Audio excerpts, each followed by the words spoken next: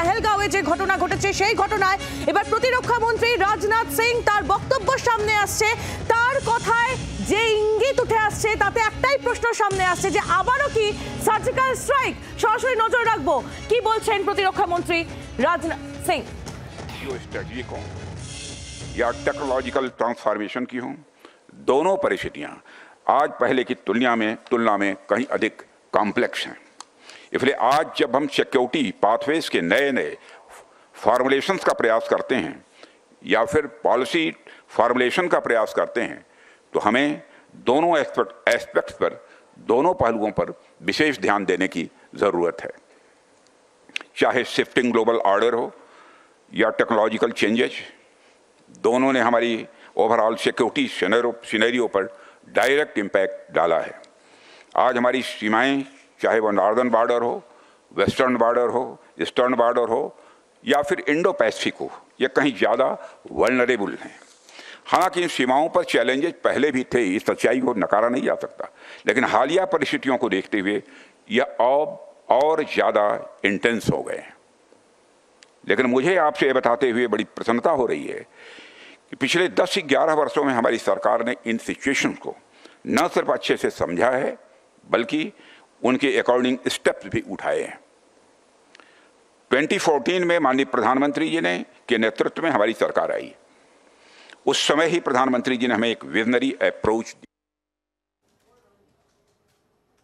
প্রতিরক্ষা মন্ত্রীর বক্তব্য আমরা শুনছিলাম। পেহেলগাঁওয়ে জঙ্গি হানায় মৃত্যু মিছিল, এবার কি যোগ্য জবাব দেবে ভারত? যে কোনো পরিস্থিতির জন্য তৈরি রয়েছে ভারত, এমনই হুঁশিয়ারি প্রতিরক্ষা মন্ত্রী রাজনাথ সিং এর। জঙ্গিদের কাউকে রেয়াত করা হবে না, যোগ্য জবাব দেওয়া হবে, এমনই হুঁশিয়ারি দিয়েছেন প্রতিরক্ষা মন্ত্রী রাজনাথ সিং।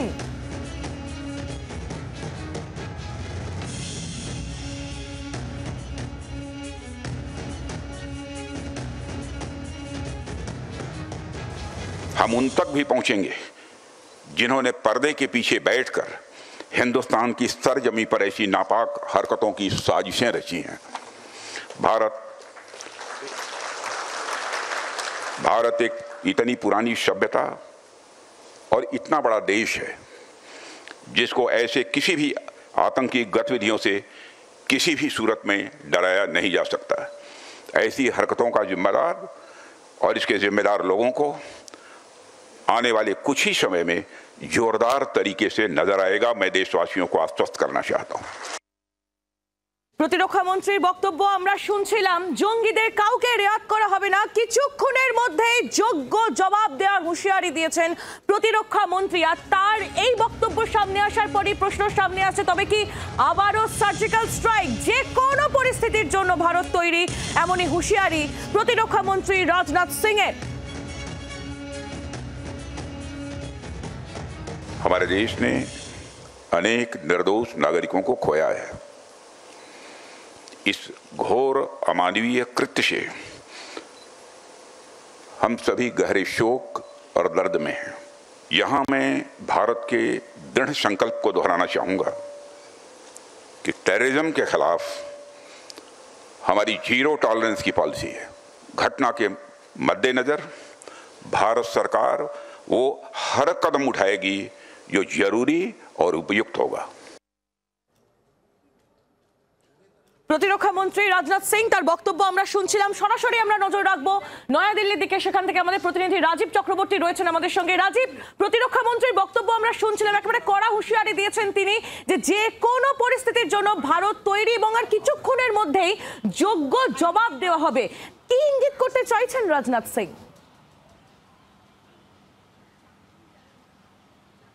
দেখো, গতকাল পহেলগাঁওয়ের আক্রমণের পর, হামলার পর থেকেই আমরা দেখেছি কেন্দ্রীয় স্বরাষ্ট্রমন্ত্রী তিনি উড়ে গিয়েছেন।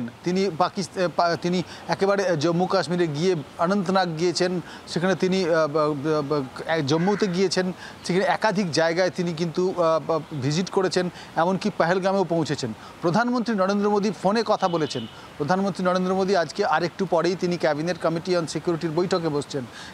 কিন্তু প্রতিরক্ষামন্ত্রী রাজনাথ সিং তিনি প্রথম একেবারে প্রকাশ্যে বক্তব্য দিলেন এবং তার বক্তব্যে তার বডি ল্যাঙ্গুয়েজ একেবারে স্পষ্টতই বোঝা যাচ্ছে তিনি কি বলতে চাইছেন এবং তিনি কিভাবে বলতে চাইছেন।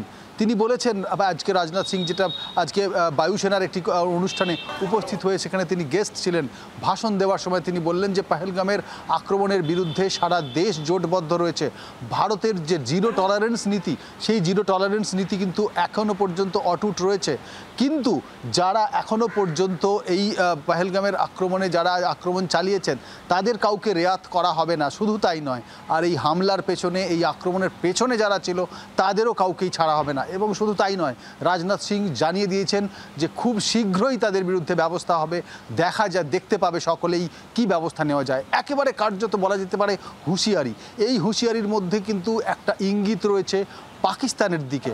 তার কারণ রাজনাথ সিং তিনি বলছেন যারা পেছনে বসে নেপথ্যে থেকে এই হামলা চালাচ্ছেন তাদের রেয়াত করা হবে না।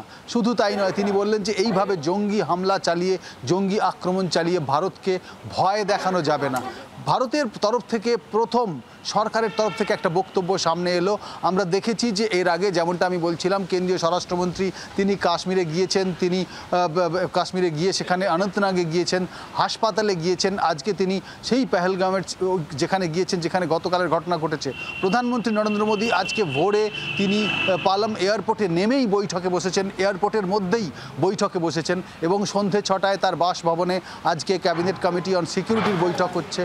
এরপরে কি হতে চলেছে সেটাই বড় প্রশ্ন। কিন্তু রাজনাথ সিং দেশের প্রতিরক্ষা মন্ত্রী, একদিকে প্রতিরক্ষা মন্ত্রী রাজনাথ সিং তিনি কড়া হুঁশিয়ারি দিয়েছেন যার কিছুক্ষণের মধ্যেই যোগ্য জবাব দেওয়া হবে, আর অন্যদিকে প্রধানমন্ত্রী নরেন্দ্র মোদী তার বাসভবনে আজ জরুরি বৈঠক রয়েছে।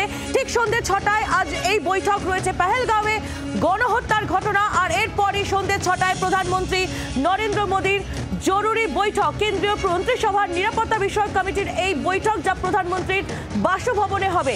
রাজীব চক্রবর্তী আমাদের প্রতিনিধি আমাদের সঙ্গেই রয়েছেন। রাজীবের কাছে আরো একবার চলে যাব। রাজীব, এই বিষয়ে তুমি জানাচ্ছিলে যে প্রধানমন্ত্রী নরেন্দ্র মোদীর বাসভবনে আজ এই জরুরি বৈঠক রয়েছে ঠিক সন্ধ্যে 6টায়।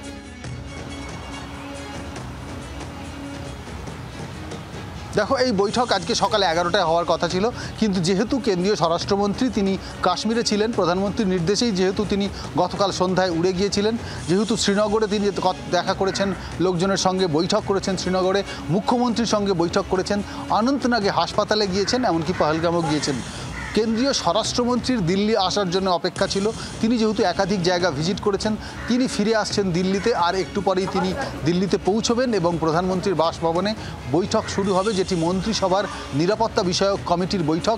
অত্যন্ত গুরুত্বপূর্ণ এই কমিটির সদস্য অত্যন্ত কম, মাত্র কয়েকজন সদস্য, যেখানে কেন্দ্রীয় স্বরাষ্ট্রমন্ত্রী, দেশের অর্থমন্ত্রী, প্রধানমন্ত্রী, বিদেশ মন্ত্রীরা এই কমিটির সদস্য। এবং অবশ্যই এই বৈঠকে উপস্থিত থাকবেন জাতীয় নিরাপত্তা উপদেষ্টা অজিত দোভাল। আর তোমাকে জানিয়ে রাখি যে ইতিমধ্যেই কিছুক্ষণ আগে অজিত দোভাল তিনি কিন্তু সকালে, আজকে একেবারে খুব সকালে প্রধানমন্ত্রী যখন ল্যান্ড করছেন, প্রধানমন্ত্রী যখন বিদেশ সফর থেকে কাটছাট করে ফিরে আসছেন, তখন অজিত দোভাল এবং বিদেশ মন্ত্রী গিয়ে প্রধানমন্ত্রীর সঙ্গে দেখা করেছেন। আর একটু আগেই প্রধানমন্ত্রীর সঙ্গে আবারও দেখা করেছেন অজিত দোভাল। অর্থাৎ এখনও পর্যন্ত দুবার দেখা হয়ে গিয়েছে, দুবার বৈঠক হয়ে গিয়েছে।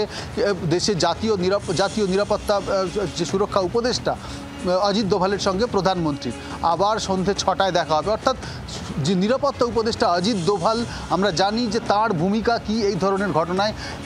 একটা প্রশ্ন বারবার উঠে আসছে, যে প্রশ্ন আম জনতা করছে, যে প্রশ্ন সবার মনে ঘোরাঘুরি করছে, তাহলে কি আবার একটা সার্জিক্যাল স্ট্রাইক?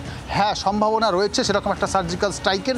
তার কারণ দেশের প্রতিরক্ষা মন্ত্রী তিনি জানিয়ে দিলেন যে বেশি সময় যাবে না, খুব শীঘ্রই জবাব দেওয়া হবে এবং যারা নেপথ্যে বসে এই আক্রমণ বা এই হামলা চালাচ্ছে তাদের যোগ্য জবাব দেওয়া হবে। স্পষ্টতই বোঝা যাচ্ছে যে ভারত সরকার এই মুহূর্তে কি মোডে রয়েছে, কি ভাবছে ভারত সরকার, এবং এই মুহূর্তে যেভাবে যাচ্ছে এবং এই দিকে আমাদের অবশ্যই নজর থাকবে। বাংলার আওয়াজ, বাঙালির আবেগ, জি 24 ঘন্টা।